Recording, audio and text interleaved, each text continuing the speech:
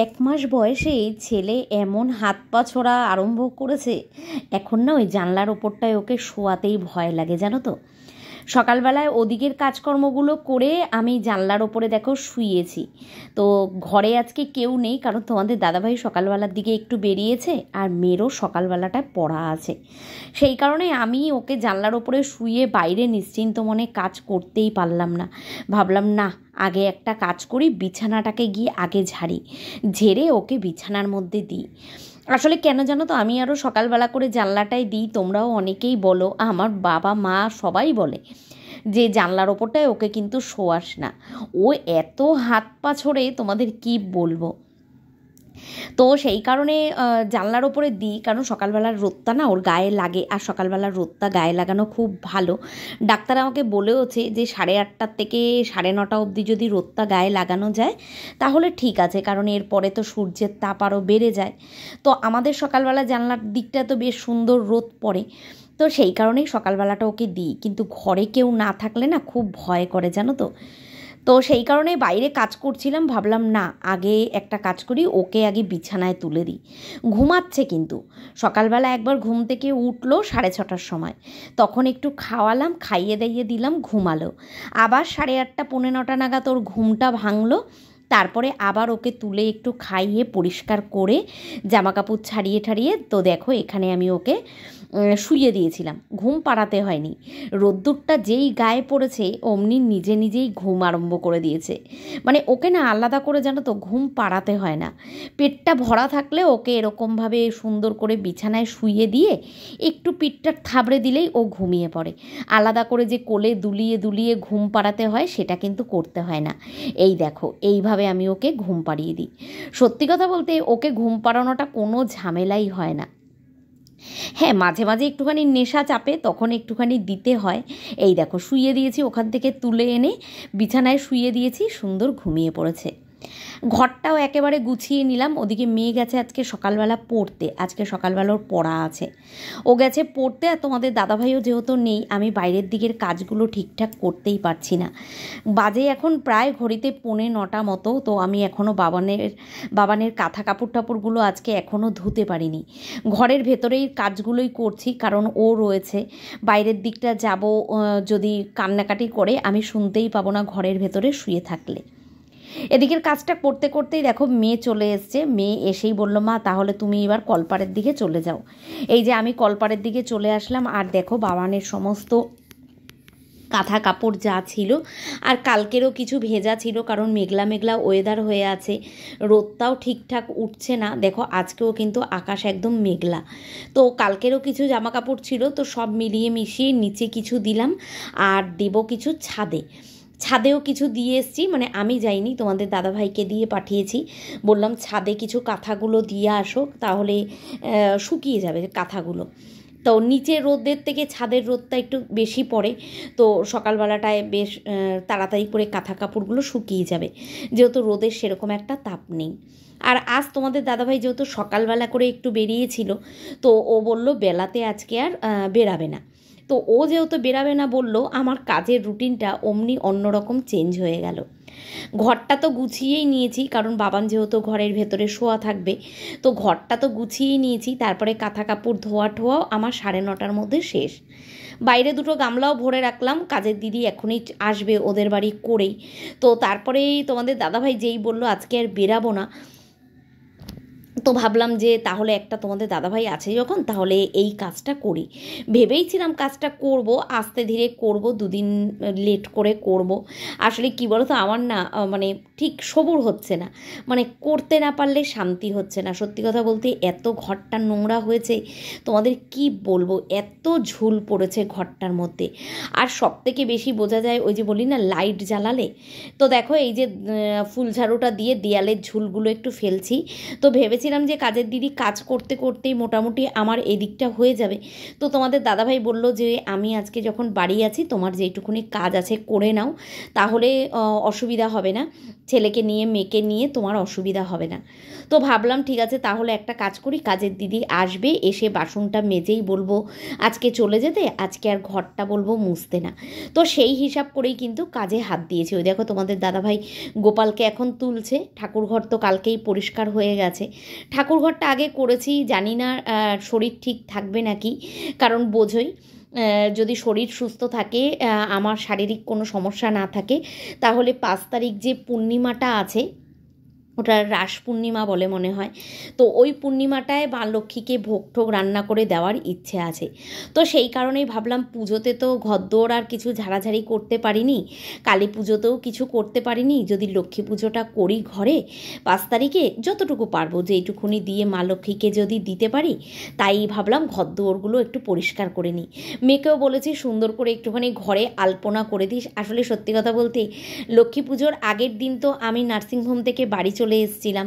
লক্ষ্মী পুজোর দিনটা যখন সবার বাড়িতে পুজো হচ্ছিল, বিশ্বাস করো এত মনে কষ্ট হচ্ছিল যে বাড়িতে পুজো হলো না, একটা ধূপধুনাও পড়লো না। তো কেমন যেন 2 বছর আমার নতুন ঘর করে ঢোকার পর থেকে 2 বছরই কেমন যেন পুজোটাকে কাটিয়ে দিলাম।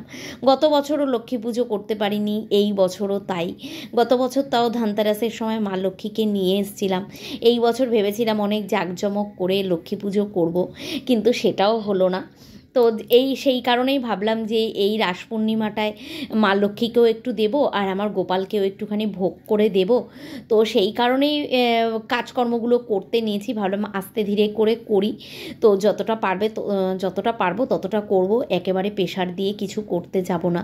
আর তোমরা জানোই যেহেতু তোমাদের দাদাভাই মনা দুজনেই থাকে, আমার খুব একটা কিন্তু পরিশ্রম হয় না। তো ওদিকটা দেখো বারান্দার দিকটা ঝেড়ে দিয়ে আসলাম, তোমাদের দাদাভাই সোফা টোফাগুলো সরাবে। তো আমি ভাবলাম সকালবেলার টিফিন বানাই, 9:30 মতো বাজে। তো সকালের টিফিনটা বানাই, যেহেতু কাজের দিদি কাজ করবে না, মানে ঘরটা মোছাবো না, সকালের টিফিনটা বানিয়ে নিই, যা বাসন কোসন বেরাবে একেবারে বার করে দিয়ে দেবো। আর ঘরটা তোমাদের দাদাভাইকেই বলেছি পুছে দিতে, কারণ এই টাইমের মধ্যে তো কাজ হবে না। তো তোমাদের দাদাভাই ঘরটা মুছে দেবে বেলাতে, এদিকের কাজকর্মগুলো করতেও অনেকটা টাইম লেগে যাবে। আর সকালবেলা যেহেতু আমার ঘরটা পরিষ্কার হয়ে গেছে, ঘরের দরজা বন্ধ করে রেখেছি, ছেলে ঘুমাচ্ছে। আর এই দেখো এদিকে চাউমিনটাকে আমি ঠান্ডা জলে ভিজিয়ে রাখলাম, আর তোমাদের দাদাভাইকে বললাম সোফাটাকে তুমি সরিয়ে দাও। সোফার টেছনগুলো আমি একটুখানি ঝেড়ে নিই। আসলে কী বলো তো, এই যে কাজগুলো করছি এখন তো আর আগে কারোর কথা চিন্তা করতে হতো না, তো সব কাজ নিজে নিজেই করে ফেলতাম। এখন সবার মুখের দিকে তাকিয়ে থাকতে হয়, কে কখন এই ভারী জিনিসটা একটু সরিয়ে দেবে, কে কখন বাড়ি থাকবে, কে হাতে হাতে একটু কাজ করবে। বাচ্চা ঘরে থাকলে যা হয়, তখন মনে হয় একজন কাজ করার মতো থাকলে খুব সুবিধা হয়। আবার তো এই কথাটা বলতেও পারবো না তোমাদের যে মা দিদি ওরা ছিল খুব সুবিধা হতো বা ওরা ছিল, আবার তোমরা অনেকে এই কথাটাও বলবে ওরা যেতে না যেতে ঘরবাড়ি পরিষ্কার করা আরম্ভ করে দিয়েছো। দেখো সত্যি কথা বলতে মা দিদির সামনে এই কাজগুলো আমি করতেই পারতাম না, কারণ ওরা আমাকে এই কাজগুলো করতেই দেবে না। তো ওরা বলেই রেখেছে যে আমরা থাকতে আমাদের চোখের সামনে এই কাজগুলো করবি না, আমরা চলে গেলে তারপরে করবি। কারণ আমি তোমরা দেখেইছো যে ওরা যেই কদিন ছিল আমার কিন্তু সেরকম কোনো কাজকর্মই ছিল না, জাস্ট ওই ঘরদোরটা একটু গুছিয়ে দিতাম। গতকালকের ভিডিওতে আমি বলেছিলাম যে ঠাকুরঘরটা খুব নোংরা হয়েছে, গুলু বাচ্চা মানুষ, ও ঠিক করে পুজো দিতে পারেনি, মানে যেটুকুনি গোপালকে দিয়েছে সেটুকুনি আমার কাছে অনেক। সেখানেও একজন আমাকে কমেন্ট করেছে যেই মা দিদি গুলু ওদের স্বার্থ মিটে গেছে অমনি ওদের নামে নিন্দা করা আরম্ভ করে দিয়েছো। আসলে কি বলো তো, কিছু মানুষের মানসিকতাটাই না এমন, জানো তো, যেই কথাটাই বলবো তারা যদি খারাপটা খুঁজে বেড়ায়, তারা সব কথাতেই খারাপটা খুঁজে বেড়াবে। আর আমি তো জানি আমার দুঃসময়ে আমার পাশে কারা ছিল। সত্যি কথা বলতে ওই প্রেগনেন্সি জার্নিটা না এমন একটা সময়, শুধু এইবার বলে না, প্রথমবার মেয়ে হওয়ার সময়ও আমি দেখেছি। সত্যি কথা বলতে ওই সময়টা তোমার পাশে যারা থাকবে আজীবন কিন্তু তুমি তাদের ঋণ কিন্তু শোধ করতে পারবে পারবে না। ওই যে আমি বলি না যে সত্যি কথাই, আমার মা বলো দিদি বলো, এদের ঋণ আমি কোনো দিনও শোধ করতে পারবো না।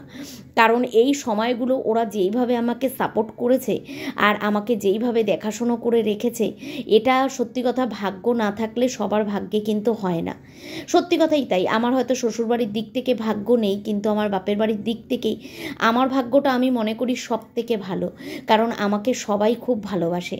সত্যি কথা, আমি হয়তো সবার জন্য করতে পারি না, কিন্তু সবাই আমার জন্য যে করে সেইটুকুনিও আমি সবার জন্য করতে পারি না।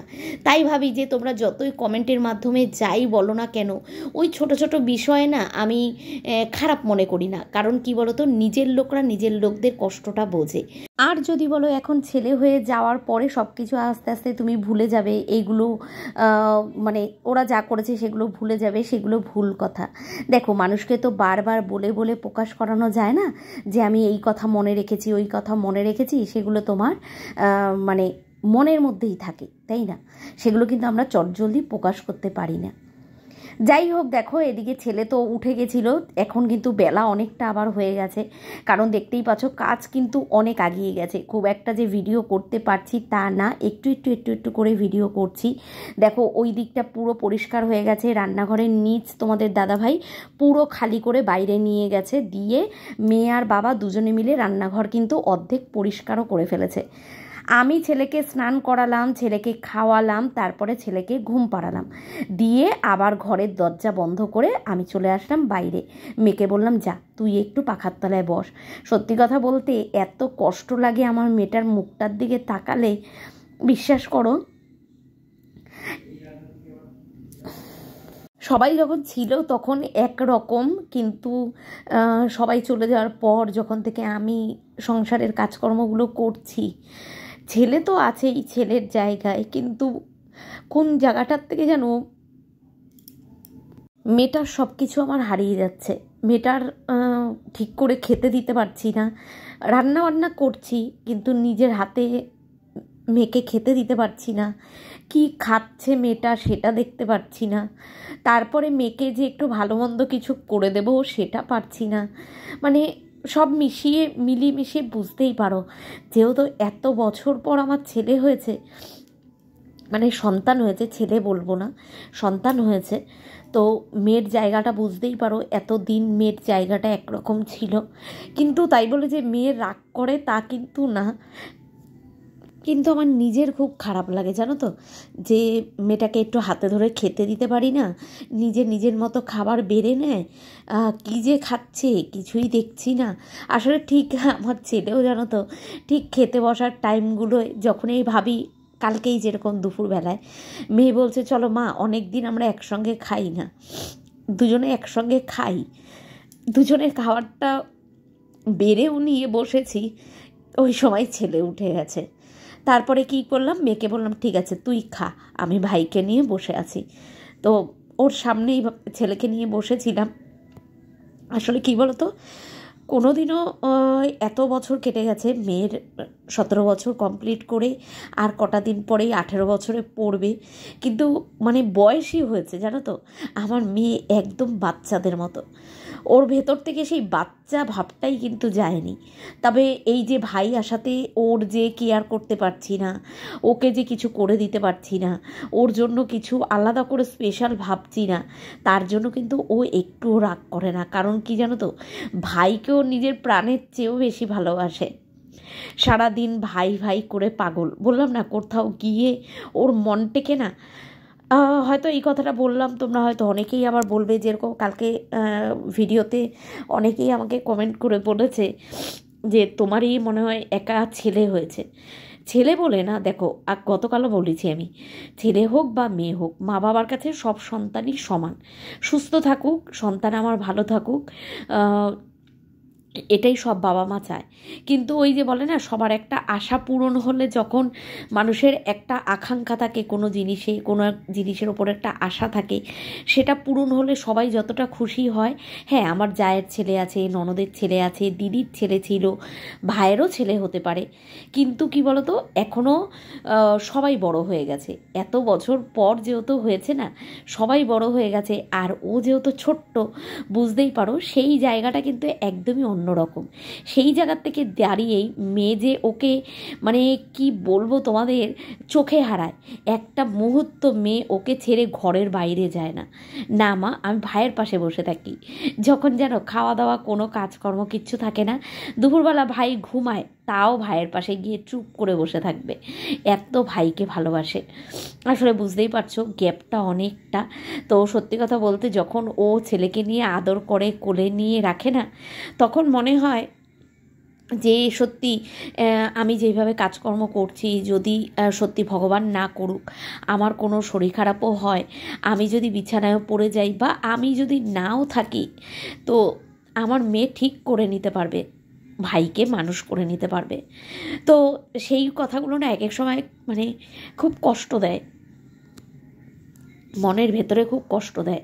এখন শুধু একটা করে দিন যায় আর অপেক্ষা করি জানো তো, যে দেখতে দেখতে এই তো ছেলের 1 মাস হয়ে গেল, 6টা মাস একটু কষ্ট হবে, 1টা বছর একটু কষ্ট হবে, তারপরে কিন্তু আস্তে আস্তে সবই ঠিক হয়ে যাবে, তাই না? 1টা মাস একটু কষ্ট মানে 1টা বছর একটু কষ্ট হবে, তারপরে ঠিক হয়ে যাবে। আর সব কিছু দেখো হুট করে যেহেতু সব কিছু সামলাতে হচ্ছে, তো একটু অসুবিধা তো হবেই, তারপরে দেখতে দেখতে কিন্তু সব কিছুই আয়ত্তের মধ্যে চলে আসবে। আর এই যে এই ঘরের কাজকর্মগুলো, এগুলো তো এক্সট্রা কাজকর্ম, এগুলো তো আর রোজ করতে হয় না। তবে রান্নাবান্নাগুলো এখন জানো তো কী করি, সব রাতেই করে রাখি। এই যে যেরকম কালকে রান্না করেছিলাম আলু পটলের তরকারি, ডাল, কালকের খাবারই কিন্তু রয়ে গেছে, শুধু ভাত আজকে করেছিলাম। তোমাদের দাদাভাই দেখতেই পেলে কত কাজ করছে। সত্যি কথা বলতে তোমাদের দাদাভাইকে আমি একটা জিনিস দেখেছি, মেয়ের সময় ও আমার পাশে ছিল না, কারণ তখন কাজের জন্য বাইরে ছিল, ও সেইভাবে কেয়ার করতে পারেনি। মেয়ে হওয়ার পর থেকে মেয়েকে দেখা টেকা এগুলো সব করতো। ছেলে মানে এই ছেলে পেটে আসার সময় থেকে, তো তখন থেকে শুরু করে এখন অবধি তোমাদের দাদাভাইও যেইভাবে কেয়ার করে না, সত্যি কথা বলতে এগুলো সব কিছুই আমার ভাগ্য। আমি ভাবিনি যে সত্যি কথা সবাই আমার জন্য এতটা ভাবে। তোমাদের দাদাভাই বলো, আমার ছোট্ট মেয়েটা বলো, ও এত ভাবে। তো তোমাদের দাদাভাইও দেখতে পারলে কত কাজ করে দিল। তো আমি সেইভাবে ভিডিও কিন্তু সেরকমভাবে করতে পারিনি, জাস্ট একটু একটু করে তোমাদেরকে ভিডিও শেয়ার করেছি। বুঝতেই পারো এই কাজকর্মগুলো করতে কিন্তু প্রচুর টাইম লেগে যায়। আরও রান্নাঘরের কাজ কিন্তু মেন, সমস্ত কাজগুলো আজকে তোমাদের দাদাভাই করেছে। মেয়েকে সেরকম একটা করতে দেয়নি, কারণ বলেছে আমি যখন না থাকবো তখন তুই মার হাতে হাতে করবি, কিন্তু যখন আমি থাকবো তখন তোকে কিছু করতে হবে না, যা ভাইয়ের পাশে গিয়ে বসে থাক। তো মেয়ে খুব খুশি হয় জানো তো, যখন ওকে কেউ বলে কিছু করতে হবে না, ভাইয়ের পাশে গিয়ে চুপ করে বসে থাক, ও খুব খুশি হয়। মেয়ে স্নান হয়ে গেছে, আমি ওকে বললাম মারে 2:30 বাজে, তুই ভাতটা খেয়ে নে। না মা, একসঙ্গেই আমরা খাবো। তো আমি আবার বললাম, আবার একসঙ্গের গল্প করছিস, কালকের কথা মনে আছে? তো কি করলাম জানো, ওই নিজে তো নোংরা মোংরা গা আছেই, ছেলে ঘুমাচ্ছে, ছেলেকে তো ধরিনি, মেয়েকে ভাত মেখে মেয়েকে খাইয়ে দিলাম। ওকে বললাম চল আমি আজকে তোকে খাইয়ে দিই, বাবা যখন বাড়ি আছে অসুবিধা নেই, বাবা ঘরটা মুছবে, আমি তোকে খাইয়ে দিই। মেয়ে পুজো দিল, পুজো দেওয়ার পরেই আমি ঘরটা ঝাড় দিলাম, মেয়ে পুজো দিয়ে নিল, তারপরে তোমাদের দাদাভাই ঘর পুছলো, আর সেই মাঝখানে কিন্তু আমি মেয়েকে খাইয়ে দিয়েছি। বললাম না কিছু রান্না করিনি, কালকেরই যা তরকারি ছিল সেগুলোই রান্না করেছি। এখন বাইরের দিকটা পরিষ্কার করে স্নান করে তোমাদের দাদাভাই আর আমি খাবো। তোমাদের দাদাভাই ঘরটা মুছে দিল, আর দেখো আমি সব জল ভরে রেখেছিলাম, সিঁড়ির ঘরটা পরিষ্কার করব। তো তোমাদের দাদাভাই বলেছিল যে একটা ব্লিচিং পাউডার নিয়ে আসি, একেবারে আজকে করে দিই। আমি বললাম না থাক, আজকে অনেক পরিশ্রম হয়েছে, আজকে আর করার দরকার নেই, ছেড়ে দাও, কাল রবিবার দিনকে আবার বাড়ি থাকবে তখন করো। তো করে ঠোরে খাওয়া দাওয়া করে দুপুরবেলা শুয়েছিলাম, আর বোঝোই একবার শুয়ে পড়লে শরীরটা পুরো দেয় ছেড়ে। সন্ধে হয়ে গেছে, চলে এসছে ওর মাসি, কারণ ওর মাসি আর মেশোর বাড়িতে একটা দিনও মন টেকে না। দিদি কিন্তু যেদিন থেকে বাড়ি গেছে প্রত্যেক দিন দিদি আর জায়বু আসে জানো তো বাবানকে দেখতে। তো আসার পরেই তোমাদের দাদাভাইকে বললাম একটু চা বসাও, সবার জন্য চা বসাচ্ছে। আর এই দেখো আমাদের একটা অন্নপ্রাশনের নিমন্ত্রণ এসছে, তো আমাদের পাশের বাড়িরই একটা বাচ্চা, তো সেটা নিয়ে আমরা আলোচনা করছিলাম যে আমাদেরও আর 5 মাস বাদে বাবানের অন্নপ্রাশন হবে, তখন আমাদেরও আবার এরকম কাট করতে হবে। তো দিদি এসছে, দেখো এখানে লিকার চা করলাম, আর দিদি নিয়ে এসেছিলো চিড়ে ভাজার প্যাকেট, ওটা দিয়ে চা দিয়ে খেলাম আর বিস্কুট দিয়ে। অনলাইনে একটা জিনিস অর্ডার করেছিলাম, সেটা হচ্ছে বাবানের নখ কাটার মেশিন। যখন মনা ছোট ছিল জানো তো, তখন আমি মনার নখগুলো নিজের দাঁত দিয়েই কেটে দিতাম, কিন্তু বাবানের নখগুলো ওর আঙ্গুলগুলো এত সরু সরু যে আমার সত্যি কথা এখন ভয় লাগে। তারপরে মেয়ে বলল, মা অনলাইনে না একটা খুব সুন্দর নখ কাটার মেশিন বেরিয়েছে, তো সেটা অর্ডার করব। তো আমি বললাম দেখি। তারপরে ফ্লিপকার্টে দেখলাম খুব সুন্দর জিনিসটা। তো মেয়েকে বললাম একটা অর্ডার কর। তো মেয়ে অর্ডার করলো। আজকে আর কাটাইনি, বললাম কালকে কেটে দিস। বাজে দেখো ঘড়িতে 10টা। ছেলেকে খাইয়ে দেয়, দিদি চলে গেল, ছেলেকে খাইয়ে দিয়ে ঘুম পাড়ালাম।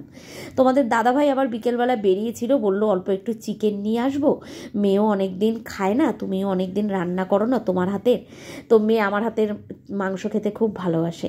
তো আমি বললাম ঠিক আছে নিয়ে আসো। নিয়ে এসে আমি তো আর কিছু করতে পারিনি, তোমাদের দাদাভাই চিকেন ধুয়ে আলু কেটে পেঁয়াজ আদা রসুন সব কেটে গুছিয়ে দিয়েছে। আমি বাবানকে খাইয়ে দাইয়ে ঘুম পাড়িয়ে তারপরে এসছি দেখো 10টা বাজে রান্না করতে। তো এদিকে আলুটা ভেজে নিয়েছি, একদম সাদামাটা করে রান্না করব, রসিয়ে কষিয়ে যেইভাবে আগে রান্না করতাম সেইভাবে এখন হবে না, মানে চট জলদি যা রান্না হয় সেটাই করা। তো এখানে দেখো চিকেনটাকে মাখিয়ে নিচ্ছি, এখানে সব গুঁড়ো মশলা দিয়েছি আর আদা রসুন বাটা, আর তেলের মধ্যে টমেটোটা দিলাম আর পেঁয়াজটা দিয়ে একটু ভাজা ভাজা করে নিয়েছি। এখন দিয়ে দেবো চিকেনটা। অল্প করে না, এই 200 টাকার মতো চিকেন নিয়েছে। তোমাদের দাদাভাইকে বললাম আনবেই যখন তাহলে বুঝে নিয়ে আসো, কালকে যেন আমার আবার দিনের বেলা রান্না করতে না হয়। তোমাদের দাদাভাই কালকে কাজে বেরিয়ে যাবে, আমি আর মেয়ে থাকবো, রাত্রিবেলায় খাবো আর 2 টুকরো করে আমাদের রেখে দেবো, কালকে যাতে আমার আর মেয়ের দুপুরবেলা হয়ে যায়। একটা জিনিস আমি খুব লক্ষ্য করেছি জানো তো, রাত্রিবেলা করে যদি রান্নাটা করে রাখি না, দিনের বেলা অতটা চাপ হচ্ছে না। রাত্রিবেলা করে রান্না করা থাকলে দিনের বেলা একটু ভাতটা করে নিলেই হয়ে যাচ্ছে। তো চিকেনটা রান্না করেছি অনেক দিন বাদে। মেয়েকে বললাম কি দিয়ে খাবি, ভাত না রুটি? ও বললো মা ভাত দিয়েই খাবো। দুপুরের ভাত আছে, ওর আন্তাজে হয়ে যাবে। তো তোমাদের দাদাভাই রুটি নিয়ে এসেছিল, আমার আর তোমাদের দাদাভাইয়ের আন্তাজে রান্না করে এই দেখো এখানে বোতল পরিষ্কার করলাম, রান্নাঘর পরিষ্কার করলাম, চায়ের যত বাসন কোসন ছিল সেগুলো পরিষ্কার করলাম, করে ঠোরে সব সকালের কাজ আমি গুছিয়ে রাখলাম। কারণ বোঝোই সকালবেলা যদি এই কাজগুলো ফেলে রাখি তাহলে আবার কতটা প্রেশার পড়বে। সব সেরে সুরে উঠতে বাজে 11:30। ছেলে তো ঘুমাচ্ছে, ছেলে আর উঠবে না এখন। এখন আমরা খেতে বসবো। তো এখানে চিকেনটাও হয়ে গেছে একদম গরম গরম, মেয়েকে আগে দেবো খেতে, তারপরে আমি আর তোমাদের দাদাভাই খাবো। এখানে সেই বাবান পেটে থাকতে আমন্ড বাদাম আর কিছু কাজু বাদাম ছিল, তো দেখলাম আজকে কৌটো পরিষ্কার করতে গিয়েই তো সেগুলোকেই ভিজিয়ে দিব। তো কালকে খেয়ে নেবো এগুলো। আর সেরকমভাবে ভিটামিন তো কিছু খাওয়া দাওয়া হচ্ছে না, তো নিজের জন্য ভাবছি আবার একটু সব খাবার দাবার নিয়ে আসবো, কারণ কাজ করতে করতে না খুব মাথা ঘোরে জানো তো। তো বুঝতেই পারছি শরীরে ভিটামিন কম, ডাক্তারও আমাকে বলেছে ভিটামিন আর আয়রন ভিটামিন ক্যালসিয়াম এই ওষুধগুলো আবার আরম্ভ করতে। তোমাদের দাদাভাই দোকানে গেছিলো দেখো টুকিটাকি জিনিস আনতে, তো দোকান সদাই নিয়ে এসছে। তো আমি বললাম এখন আর ঢেলো না, কালকে সকালবেলায় গুছিয়ে রাখবো। তো তোমাদের দাদাভাই বললো তোমার করতে হবে না, যাও তুমি খাবার খেয়ে শোও গিয়ে, এবারে আমি এইগুলো দোকান সদাই গুছিয়ে রেখে তারপরে আমি খাবো। কিন্তু কি বলো তো দিনের বেলা তো আর হয় না একসঙ্গে খাওয়া। মেয়েকে খাইয়ে দিয়েছি, মেয়েকে দিয়ে দিয়েছি, ও খেয়ে দিয়ে শুয়ে পড়েছে, আমি আর তোমাদের দাদাভাই একসঙ্গেই খাবো। এই যে এখানে টুকিটাকি দোকান সদাইগুলো নিয়ে এসছে, এগুলোই এখন দুজনে মিলে একটু গুছিয়ে রেখে খাওয়া দাওয়া করে শুয়ে পড়বো। ব্যাস এইভাবেই গোটা দিনটা তিনজনে মিলে হাসি মজায় কাজকর্মর মধ্যে দিয়ে সারা দিনটা আমাদের কাটিয়ে দিলাম। সত্যি কথা বলতে কিভাবে যে এখন দিনগুলো কেটে যাচ্ছে বোঝাই যাচ্ছে না। যতটুকু পারলাম ততটুকু শেয়ার করলাম। চলো আজকের মতো টাটা।